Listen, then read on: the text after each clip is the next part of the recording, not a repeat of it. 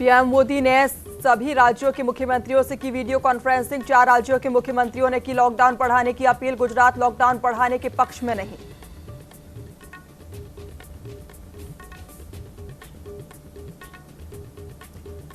प्रधानमंत्री नरेंद्र मोदी ने मुख्यमंत्रियों के साथ वीडियो कॉन्फ्रेंसिंग में कहा, गांव तक संकट ना पहुंचे। अब यही चुनौती, भारत अपने आप को बचाने में बहुत हद तक रहा सफल। राजस्थान के मुख्यमंत्री अशोक गहलोत ने पीएम से की वीडियो कॉन्फ्रेंसिंग चर्चा। कहा, पूरे देश में लोगों की आवाजाही पर हो पाबंदी। रेड से ग्रीन जोन तक लोगों की आवाजाही हो बंद। स्वास्थ्य मंत्रालय के संयुक्त सचिव लव अग्रवाल ने कोरोना को लेकर दी जानकारी। कहा, देश भर में कोरोना संक्रमितों की संख्या 44,029, वहीं 20,917 लोग हुए ठीक। 2,206 लोगों की हुई मौत।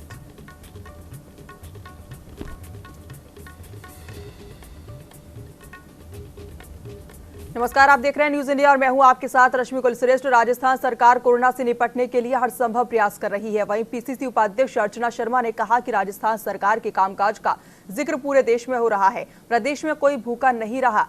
राजस्थान सरकार और कांग्रेस पार्टी जनता के लिए हर पल तैयार है, लेकिन कुछ भाजपा नेताओं ने बयानबाजी की जो कि गलत है। ज्यादातर संवेदनशील नेताओं ने सरकार का सहयोग किया है। न्यूज इंडिया संवाददाता ने पीसीसी उपाध्यक्ष अर्चना शर्मा से खास बातचीत की। कोरोना संकट में राजस्थान सरकार पूरी तरह से संवेदनशील है। राजस्थान सरकार के तमाम जो मंत्री है या फिर राजस्थान सरकार के जो भी तंत्र है, कांग्रेस के तमाम नेता है, वो पूरी तरह से संवेदनशील है और अपने अपने कार्यक्रम कामों में जुटे हुए हैं। किस तरह से कोरोना को ख़त्म किया जाए, इसको लेकर के लगातार उम्मीद जताई जा रही है और लॉकडाउन 3.0 में कुछ जो है राहत दी गई है। हमारे साथ मौजूद है कांग्रेस के वरिष्ठ नेता है डॉक्टर अर्चना शर्मा, इनसे बातचीत करेंगे। अर्चना जी, लगातार ये 3.0 जो लॉकडाउन है, इसके बाद में तमाम कुछ स्थितियाँ जो है राहत मिली है, लेकिन कहीं ना कहीं परेशानी जरूर देखने को मिलेगी। पेशेंट बढ़ रहे हैं, लेकिन सरकार पूरी तरह से कंट्रोल कर रही है। देखिए, वैश्विक आपदा है और आपदा भी ऐसी जिसका कोई ना दवाई है, ना कोई इलाज है, ना कोई वैक्सीन है। अब एक ऐसा दौर चल रहा है जिसमें कुछ निश्चिंतता नहीं है। उसके बावजूद जनता को कैसे इस क्राइसिस में उबारना है, उसके लिए सरकार प्रयत्न कर रही है और विशेषकर मुख्यमंत्री जी इस चीज़ के लिए पूरी तरह से खुद मॉनिटरिंग करते हैं और इसका प्रयास करते हैं कि जनता को ज़्यादा से ज़्यादा राहत मिल सके। सबसे बड़ी खुशी की बात यह कि राजस्थान में जिस प्रकार से राशन वितरण करके बिना भेदभाव के, चाहे किसी का राशन कार्ड है या नहीं है, उस मजदूर को, उस गरीब तबके को इस सारी सुविधाएं सुलभ करवाई गई हैं। हर व्यक्ति, गरीब व्यक्ति के खाते में पैसा पहुंच रहा है। इसके अलावा सबसे पहले माननीय मुख्यमंत्री जी ने प्रधानमंत्री जी को वीसी में जो दूसरे राज्यों के मजदूर हैं उनके लिए कहा था कि माइग्रेंट लेबर को उसके निवास तक पहुंचाने की सुविधा देनी चाहिए। बिलेटेड रिस्पांस केंद्र सरकार का आया, लेकिन ये प्रक्रिया भी शुरू हो गई है। राजस्थान से 3 गाड़ियां बिहार के लिए, अन्य क्षेत्रों के लिए गई हैं। तो मेरा ये मानना है कि जो सुविधाएं दी जा सकती दी जा रही हैं। अब ये बात ठीक है कि कोरोना के जो मरीज हैं उनकी संख्या बढ़ रही है। जैसे जैसे टेस्टिंग की प्रक्रिया और बढ़ेगी तो ये मरीजों की संख्या भी बढ़ती जाएगी, लेकिन सभी हॉस्पिटल्स में व्यवस्थाएं सुचारू हैं। मोर्टेलिटी रेट बहुत कम है और रिकवर होने की रेट राजस्थान में सबसे ज़्यादा है। इसका मतलब ये है कि पूरा तंत्र सक्रिय होकर के और कैसे कोरोना के जंग लड़नी है उसमें तत्परता के साथ काम कर रहा है। और मुझे लगता है कि विश्व में जब भी इस आपदा से पार पाने का समय आएगा तो राजस्थान का एक विशेष स्थान होगा, क्योंकि भीलवाड़ा में जैसे कंटेनमेंट किया गया, वो वैश्विक तौर पर इसको एंडोर्स किया गया। पूरी तरह से माना गया कि राजस्थान सरकार ने भीलवाड़ा जिले में इस कंटेनमेंट को करके एक उदाहरण प्रस्तुत किया है। तो ये सारी चीज़ें जिसको लेकर मैं समझती हूँ कि गंभीर प्रशासक या यूँ कह सकते गंभीर राजनेता या जनता से चुने प्रतिनिधि के रूप में माननीय अशोक गहलोत जी की विशिष्ट पहचान है। उन्होंने अपने पहले कार्यकाल में भी अकाल का प्रबंधन बहुत अच्छा किया था। केंद्र में एनडीए की सरकार थी, लेकिन समन्वय बैठा करके उन्होंने इस प्रकार से व्यवस्थाएं की, कोई भी भूखा नहीं था राजस्थान में। और मैं देखती हूँ कि वही अनुभव, वही जनता के प्रति उत्तरदायित्व की एक भावना और वही जनता के प्रति एक विशेष सोच के कारण आज राजस्थान की जनता कोरोना क्राइसिस में भी अपने आप को सुरक्षित महसूस कर रही है। तमाम राजनीतिक दलों ने राजनीति से ऊपर उठ करके एक दूसरे का सहयोग करके इस कोरोना संकट में जो है लड़ाई करने में एक दूसरे का सहयोग है, लेकिन कुछ नेताओं ने जरूर बयानबाजी की। देखिए, ये बात बिल्कुल सही है। जो संजीदा राजनेता हैं, जो संवेदनशील हैं, उन्होंने इस विपदा का राजनीतिकरण नहीं किया। लेकिन जिन लोगों ने हमेशा गंभीर रवैया अपनाया और हर मौके पर राजनीतिक हित साधने की सोची, ऐसे यदाकदा कुछ नेता रहे हैं विपक्षी पार्टी में भी, जिन्होंने हर मुद्दे का राजनीतिकरण किया है। दुख इस बात का होता है कि जहां सरकार चाहती है हर गरीब के पास राशन पहुंचे, मेरे विधानसभा क्षेत्र में ऐसे विपक्ष के लोग हैं जो राशन को अपने घर में होल्ड कर रहे हैं। कहाँ से उन्हें मिला ये प्रश्न है, ये इंक्वायरी का प्रश्न है। लेकिन समझ नहीं आते गरीब जनता के राशन को घर में रखने का क्या फ़ायदा होगा। सैनिटाइजेशन को लेकर मुद्दा बनाया गया। जब सैनिटाइज करने के लिए मशीनें गई तो उस पर चढ़ के फ़ोटो खिंचवा रहे थे कुछ भाजपा के कार्यकर्ता। तो ये सारी चीज़ें इस बात की द्योतक है कि भाजपा में बैठे हुए कुछ नेता, विशेषकर राजधानी के नेता, कभी जो पीड़ित हैं या संक्रमित लोग हैं उनको भोजन पहुंचाया जाता है, उसकी थाली के कितने रुपए हैं उसको भ्रमित करने का प्रचार प्रसार करते हैं। कोई राशन को लेकर के उसे कैसे अपना हक बता करके और जनता को भ्रमित करना है, इस चीज़ का प्रयास करें। ऐसे लोगों को अब मुझे लगता है कि आने वाले समय में जब सारी व्यवस्थाएं बदलेंगी, क्योंकि कोरोना बहुत सारे बिहेवियरल चेंजेस लाएगा इस दुनिया में, तो उसमें ऐसे नेताओं को दरकिनार करने का समय आ गया है। बिल्कुल, ये थे हमारे साथ डॉक्टर अर्चना शर्मा। इनका साफ तौर पर कहना है कि जो नेता बयानबाजी करते हैं उनको बयानबाजी करने से बचना चाहिए, लेकिन राजस्थान सरकार जिस प्रकार से पूरे देश में काम कर रही है, पूरे देश में राजस्थान सरकार के कामकाज का जो गुणगान हो रहा है, उससे लग रहा है कि राजस्थान सरकार पूरी तरह से संवेदनशील है। सहयोगी नरेश पारी के साथ रहमतुल्लाह खान, न्यूज़ इंडिया, जयपुर। झुंझुनू में खेतड़ी में घर घर जाकर सामूहिक सर्वे किया गया, जिसमें डॉक्टर्स, आशा सहयोगी और आंगनवाड़ी कर्मचारी शामिल हुए। इसके साथ ही हर सेंटर पर एक एएनएम को भी लगाया गया। सर्वे के दौरान मौसमी बीमारियां, family planning, corona, high risk बीमारियों का सर्वे किया गया। सहयोगी, आंगनवाड़ी कार्यकर्ता और एएनएम और टीचर्स का जो सामूहिक सर्वे है करने के लिए उनको दिशा निर्देश दिए गए। उनको इस बार क्या रजिस्टर में आरसीएच संबंधित, कोरोना संबंधित और मौसमी बीमारियों संबंधित तीनों चारों जो विषय हैं उससे संबंधित दिशा निर्देश दिए गए, ताकि आगे अपन जब भी है ना फैमिली प्लानिंग या फिर आरसीएच संबंधित जो भी आगे गतिविधियाँ हों, कोरोना संबंधित गतिविधियाँ हों, तो उस रजिस्टर का संधारण किया जा सके। राज्य सरकार द्वारा किसान कल्याण कोष के नाम से कृषि मंडियों में खरीद पर लगाए गए टैक्स के फरमान का विरोध थमने का नाम नहीं ले रहा है। 5 दिन से मंडियों में कारोबार बंद है। हाउस टैक्स को वापस लेने की मांग व्यापारी वर्ग लगातार कर रहे हैं, लेकिन सरकार की ओर से इस तरफ कोई ध्यान नहीं दिया जा रहा। इससे व्यापारियों में रोष व्याप्त है और व्यापारियों ने आप किसान कल्याण कोष के विरोध में 15 मई तक मंडियों में संपूर्ण रूप से कामकाज बंद करने का ऐलान कर दिया है। 45 मंडियों के बंद के अलावा कल जो मीटिंग हुई उसमें राजस्थान की तमाम औद्योगिक इकाइयां जो कृषि क्षेत्र से जुड़ी हुई है वो सभी इकाइयों ने हमें समर्थन दिया है और वो इस समर्थन में बंद है। मंडी टैक्स 160 जो पहले राजस्थान में लग रहा है वो पड़ोसी राज्यों की तुलना में पहले ही हमारे यहाँ अधिक है। प्रतिस्पर्धा में उद्योग पहले ही हमारे यहाँ पिछड़े हुए हैं, क्योंकि पड़ोसी राज्यों में मंडी टैक्स कम होने की वजह से यहाँ का माल पड़ोसी राज्यों में जाता रहा है। और दोबारा जो सरकार ने ये अभी 2% मंडी टैक्स और बढ़ाया है, तो निश्चित रूप से हमारा उद्योग पिछड़ जाएगा और उद्योग हमारा बंद हो जाएगा और हमारे उद्योग सारे पड़ोसी राज्यों में ट्रांसफर हो जाएंगे। कोरोना महायुद्ध में माननीय हमारे मुख्यमंत्री महोदय ने बहुत अच्छे ढंग से प्रदेश का नेतृत्व किया, इसके लिए वो बधाई के पात्र हैं। और इसी के दौरान उन्होंने चलते चलते पिछली 5 तारीख को कृषक योजना के तहत 2% का मंडी टैक्स में बढ़ोतरी की है। मंडी टैक्स पहले भी हमारे राजस्थान में 1.60 लग रहा है और इसको उन्होंने 2% अचानक बढ़ाया है। इसके बढ़ाने से जमींदार को सीधा सीधा भाव में मूल्य कम मिलेगा और जमींदार को सीधा नुकसान होगा, एक आम उपभोक्ता को नुकसान होगा और 2 नंबर का व्यापार बहुत ज़्यादा फले फूलेगा। खबर राजस्थान के बारां से है, जहां पर अटरू थाना क्षेत्र के काचरा गांव में मकान की नींव खोदते समय मजदूर परिवार के ऊपर दीवार गिर गई, जिसमें 4 साल के बच्चे की मौत हो गई, जबकि दंपति बुरी तरह से घायल हो गया। वहीं इस घटना के बाद 108 एम्बुलेंस व्यवस्था की भी पोल खुलकर सामने आ गई। लोग कई देर तक फोन करते रहे, लेकिन 108 एम्बुलेंस मौके पर नहीं पहुंची, जिसके बाद 104 एम्बुलेंस की सहायता से घायलों को 12 जिला अस्पताल में पहुंचाया गया।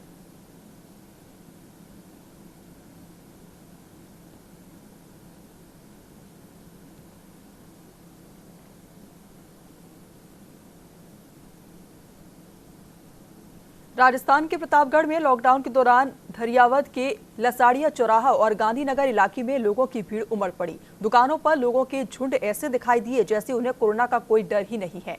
वहीं एटीएम के बाहर भी लंबी लाइन लगी रही। यहां लोग सोशल डिस्टेंसिंग की पूरी तरह धज्जियां उड़ाते हुए नजर आए।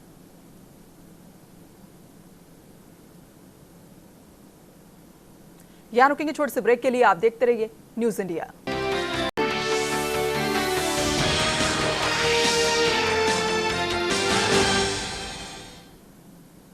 ब्रेक के बाद एक बार फिर स्वागत है आपका। बढ़ते हैं अगली खबर की ओर। भीलवाड़ा में लॉकडाउन में ढील दी गई तो यहां पर सुभाष नगर थाना क्षेत्र में लोग खरीदारी करने बाहर निकल गए। इस दौरान मौके पर पुलिस जाब्ता भी मौजूद रहा और बेवजह जमा हो रहे लोगों को समझाया गया। इस दौरान सीओ सदर रामेश्वर प्रसाद से बातचीत की न्यूज इंडिया संवाददाता राहुल कौशिक ने। भीलवाड़ा में कर्फ्यू में का आज 53वां दिन है। 53वें दिन आज कई प्रकार की छूट दी गई है। उसी पर चर्चा करने के लिए आज हमारे साथ सीओ सदर रामेश्वर प्रसाद जी हैं। जी सर। जी हाँ, आज जो है भीलवाड़ा शहर में श्रीमान कलेक्टर साहब द्वारा कर्फ्यू में जो है छूट दी जाकर सुभाष नगर थाना क्षेत्र के लोगों को आवश्यक वस्तुओं की परचेजिंग के लिए इनको छूट दी जाकर जो शहर के विशेष दुकानें हैं जिनको परमिट किया गया है, जिनमें आवश्यक वस्तुओं दैनिक जो है उपयोग की वस्तुओं की जो सामग्री मिल रही है उनको अलाउ किया गया है, उनको परमिशन दी गई है और वहाँ से लोग बाग जाके सुभाष नगर थाना क्षेत्र के लोग जाकर अपने आवश्यक दैनिक जो उपयोग की वस्तुओं का परचेज कर सकते हैं, खरीद कर सकते हैं। उसके लिए आज इनको छूट दी गई और इसके लिए विशेष व्यवस्था की गई है। ट्रैफिक संबंधी सब जगह ट्रैफिक पुलिस और अपनी जो है यहाँ की स्थानीय पुलिस की विशेष ड्यूटियाँ लगाई गई। सर, आज एक नई पहल की गई है, वॉलंटियर्स बनाए गए हैं प्रशासन द्वारा जो पुलिस की मदद कर सकें इस व्यवस्था को बरकरार रखने के लिए और लोगों में अवेयरनेस लाने के लिए। उसके बारे में आप क्या कहना चाहेंगे?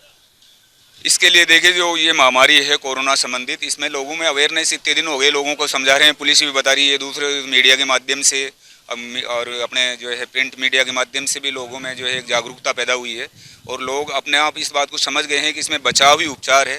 इस बात की जो है अवेयरनेस सभी लोगों में है और इस बात को मद्देनजर रखते हुए लोग अपना इससे बचाव कर रहे हैं और जो गवर्नमेंट की जो एडवाइजरी है उसको सब फॉलो कर रहे हैं। इसी में सबकी भलाई है और इसका सब पालन कर रहे हैं। ये थे हमारे साथ रामेश्वर प्रसाद जी, जिन्होंने बताया कि थाना क्षेत्र सुभाष नगर को आज छूट दी गई है। जो थाना क्षेत्र सुभाष नगर थाना क्षेत्र के लोग जाके आज बाजार में खरीदारी कर सकते हैं। चुनिंदा दुकानों को जिनको छूट दी गई है उन पर जाकर। कैमरा पर्सन गौतम पाई के साथ न्यूज इंडिया के लिए राहुल कौशिक, भीलवाड़ा। पाली के देसूरी में कोरोना पॉजिटिव मिलने के बाद प्रशासन अलर्ट मोड पर आ गया है। आपको बता दें कि एक दिन पहले नालाई में एक व्यक्ति कोरोना पॉजिटिव मिला था, तो वहीं दूसरे दिन अब देसूरी उपखंड में मिला है, जिसके बाद गांव के सीमाओं को सील कर दिया गया है। आपको बता दें कि दोनों व्यक्ति कुछ दिनों पहले ही मुंबई से गाँव लौटे थे। में एक बॉम्बे से बस द्वारा एक व्यक्ति आया था। जैसे ही हमको सूचना मिली उनके कोई परिवार में और भी वहाँ काना में आया था और ये दोनों साथ में थे, तो हमको जैसे ही सूचना मिली तो प्रशासन को इतला की। उनके बाद में उसकी जांच रिपोर्ट भेजी तो उसकी पॉजिटिव रिपोर्ट आई।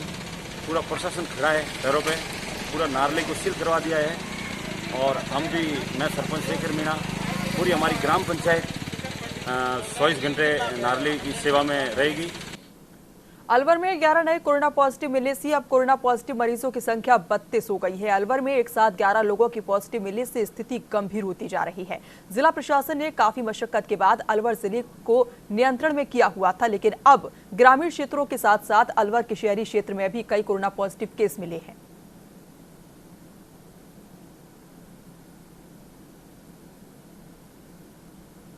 बूंदी ग्रीन जोन में शामिल है और बूंदी प्रशासन और पुलिस कोरोना वायरस के संक्रमण को लेकर पूरे अलर्ट मोड पर है। शहर के मुख्य बाजार में पुलिस और प्रशासनिक अधिकारियों ने मार्च निकालते हुए दुकानदार और आम जनता को समझाया है। अधिकारियों ने लोगों से अपील की है कि वो घरों से बेवजह ना निकले और सोशल डिस्टेंसिंग का पालन करें।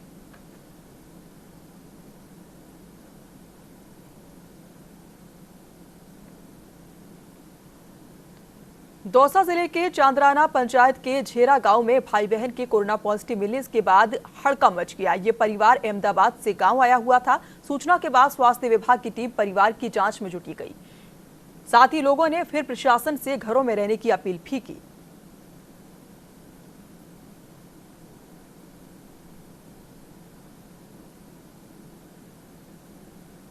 उत्तराखंड में शराब के ठेके खुलने पर पौड़ी गढ़वाल के सांसद तीरथ सिंह रावत ने अपनी ही सरकार के निर्णय पर सवाल खड़े कर दिए हैं, जिसे लेकर तीरथ सिंह रावत का साफ कहना है कि शराब की बिक्री चालू होने की वजह से पिछले एक महीने से बनी शांति व्यवस्था बनी हुई थी, लेकिन ठेके खुल जाने के बाद अब अशांति का माहौल बनता जा रहा है। साथ ही कहा कि शराब की दुकानें खुलने से सोशल डिस्टेंसिंग का पालन भी नहीं हो पा रहा। आपकी बात आपने किया है, मैं कह सकता हूं कि शराब और इससे मैं अभी गया क्षेत्र में जगह जगह बैठने के लिए, तो इसके बंद होने से अभी तक जो निजात, जो लोगों को शांति मिली थी, वो शांति थोड़ा सा अशांति की ओर हुआ है, इसमें कोई दो राय नहीं है।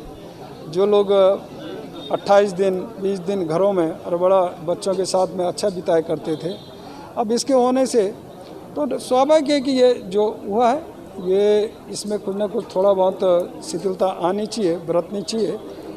सोशल डिस्टेंसिंग ज़रूर, मैंने कहा ये स्वयं के लिए भी है, ये कोई नहीं कि हम किसी के लिए कर रहे हैं। सोशल डिस्टेंसिंग मास्क लगाना है, ये अपने आप के लिए है, तो ऐसा इससे बचना चाहिए। और इतना ज़रूर है कि इसमें हम कितना शिथिलता बरत सकते हैं शराब की दुकानों में, वो करना चाहिए। कितना कमी कर सकते हैं तो अच्छा है, बंद कर सकें तो और बढ़िया है। कोरोना और लॉकडाउन का असर पूरे देश में देखा जा रहा है। वहीं इस दौरान प्रशासन द्वारा मजदूरों और गरीबों के लिए राशन की व्यवस्था की गई है। वहीं दूसरी ओर अब लॉकडाउन का असर मध्यम वर्गीय परिवारों पर भी दिखने लगा है। लंबे वक्त से चल रहे लॉकडाउन से अब मध्यम वर्गीय परिवारों के पास राशन समेत अन्य खाने का सामान खत्म हो रहा है। साथ ही इन परिवारों के पास जमा बैंक बैलेंस भी खत्म होने लगा है, जिससे अब इनके सामने आर्थिक संकट भी खड़ा हो गया है कि जो अभी तक 22 मार्च से जो लॉकडाउन का पीरियड चला है, 24 मार्च 25 मार्च से, उसका असली जो मार पड़ी है वो मार पड़ी है मध्यम परिवार में। क्योंकि मध्यम परिवार वो परिवार है न वो अपना दुख दर्द जो है किसी को बता सकता है, न खुद पी सकता है और न कह पाता है, न उसके पास कुछ है।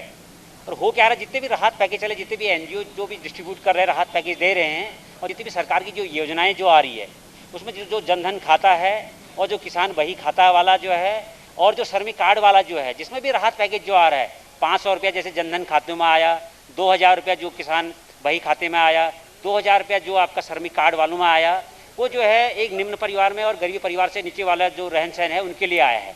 और जितने भी ये राहत पैकेज जो बांटे जा रहे हैं, आपदा के जो तहत जो बांटे जा रहे हैं, जिसमें राशन है, अन्य चीज़ें जो भी दी जा रही हैं, वो भी गरीबी रेखा से नीचे वाले को दिया जा रहा है। टिहरी जिले के जौनपुर ब्लॉक के एक जोड़े की शादी लगभग 8 महीने पहले तय हुई थी। अब शादी का समय नजदीक आने पर सभी तैयारियां पूर्ण हो चुकी थी। देश में कोरोना वायरस के चलते पूरी तरह लॉकडाउन हो चुका था। इसके बाद दोनों पक्षों ने लॉकडाउन में सीमित लोगों को बुलाकर शादी संपन्न करने का फैसला लिया। नई टिहरी के दुर्गा मंदिर में विवाह संपन्न हुआ, जिसमें युगल जोड़ी ने सोशल डिस्टेंस का ध्यान रखते हुए और मास्क पहनकर बिना ढोल नगाड़ों के साथ शादी संपन्न की।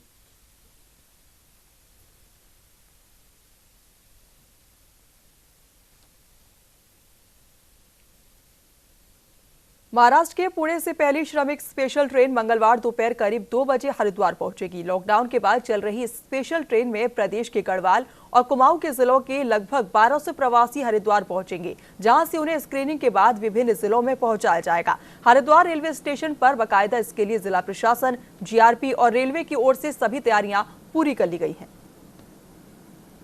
कई ट्रेनों के आने की संभावना है, लेकिन अभी पहली जो क्लियर हुई है वो कल एक ट्रेन आ रही है, जिसमें करीब 1200 यात्री बताया गया है कि 1200 यात्री इसमें प्रवासी रहेंगे, जो उत्तराखंड के डिफरेंट डिस्ट्रिक्ट के हैं।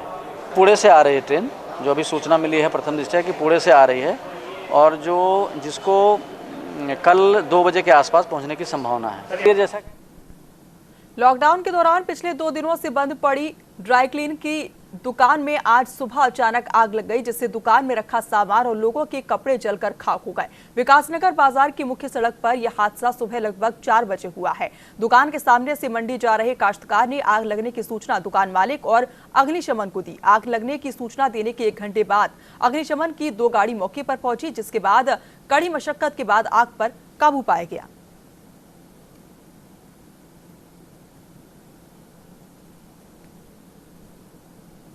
फलों की टोकरी के नाम से मशहूर उत्तराखंड के नैनीताल जिले का रामगढ़ अब मौसम की मार से अपनी पहचान खो रहा है। दरअसल पिछले कई दिनों से हो रही बारिश और ओलावृष्टि की वजह से रामगढ़ क्षेत्र की प्रसिद्ध आड़ू की खेती पूरी तरह से खराब हो गई है। वहीं कल शाम हुई बारिश और ओलावृष्टि से बची कुची कसर की अब पूरी तरह से भी फसल वो भी खराब हो गई है और अब किसान सरकार की ओर देखने को मजबूर है। रामगढ़ क्षेत्र के करीब 500 से अधिक काश्तकार प्रभावित हुए हैं। ऐसा हुआ कि ज़्यादा बारिश होने की वजह से और आसमान में बादल होने की वजह से एक फंगस पैदा हुआ, जिसे हम उसको कहते हैं टेफ्रीना। वो फंगस टेफ्रीना आड़ू के पेड़ में हुआ, जिससे उसकी हालत देख लीजिए आप कैसी बना दी इसे। और इससे ये है, अगर हमने इसमें दवा वगैरह करके उससे गिरा दिया, जैसे कॉपर वगैरह, मैंगो जेब वगैरह किया, तो फिर भी फल का कम से कम ये समझिए 25% नुकसान हो गया दाने में। कांग्रेस नेता तारा देवी और उनके पुत्र अमित पुनिया ने लॉकडाउन के चलते नवलगढ़ विधानसभा क्षेत्र में पूरी तरह से बागडोर संभाल रखी है। इस दौरान लोगों की जरूरत पूरी करने के लिए हर संभव प्रयास किए जा रहे हैं। जहां पर रविवार को मातृ दिवस पर अपनी मां को अमित पुनिया ने उपहार भेंट किया और कहा कि दुनिया में मां सबसे पहले टीचर होती है।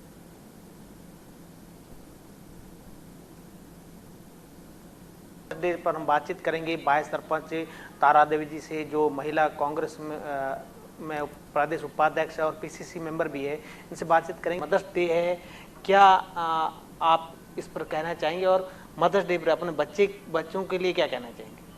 मदर्स डे दुनिया का सबसे खास दिन है और एक माँ जब माँ बनती है उसको सबसे ज़्यादा खुशी होती है। आज मेरा बेटा है अमित पुनिया, 2 मेरी बेटियां हैं।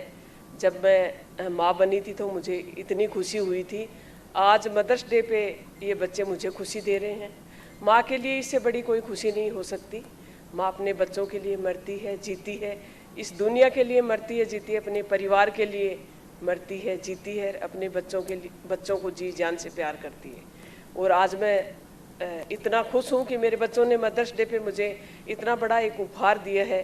इन्होंने वीडियो बना के मेरे को जो भेजा है, एक माँ के लिए उससे बड़ी कोई खुशी नहीं हो सकती। और मदर्स डे इस पूरे भारतवर्ष में खास है, क्योंकि इस माँ के बिना इस दुनिया का, इस भारतवर्ष का, इस संसार का कोई अस्तित्व नहीं है। बच्चों के लिए सबसे पहली पढ़ाई माता, बच्चों के लिए सबसे पहली पढ़ाई माँ ही होती है। माँ बोलना सिखाती है, माँ चलना सिखाती है, माँ उसको घूमना फिरना, उसका जो शुरू से लास्ट तक जो उसका भविष्य है माँ के द्वारा ही बनाया जाता है।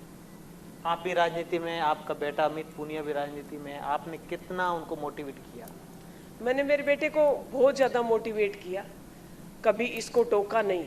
जहाँ इनको अपनी मंजिल दिख रही थी वहाँ इन्होंने जो कहा मैंने हाँ भरी, हाँ करा। और आज किसी भी तरह का कोई दुर्व्यसन मेरे बच्चों में नहीं है।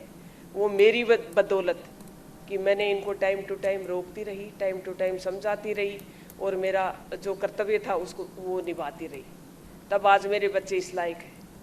बिल्कुल, हम बातचीत करेंगे अमित पुनिया जी से। कांग्रेस में नेता है, उनकी माता जी भी राजनीति में और वो खुद अमित पुनिया राजनीति में। माँ बेटों का दोनों का एक दूसरे का राजनीति में बहुत बड़ा सहारा होता है। अमित जी से बात। अमित जी, आप मदर्स डे पर अपनी माता के लिए क्या कहना चाहेंगे? माँ तो ये जीवन देने वाली, जीवनदायिनी ये माँ ही है, और माँ ही संस्कार देती है, माँ ही पालती पोसती है, या यूँ कहें कि एक दुलार, प्यार और माँ के जो आशीर्वाद में दम होता है। मैं कहता हूँ कि उसी के पीछे बच्चे आगे बढ़ते हैं, संस्कारित होते हैं, अपना जीवन जीते हैं, एक जीवन में मार्गदर्शन मिलता है।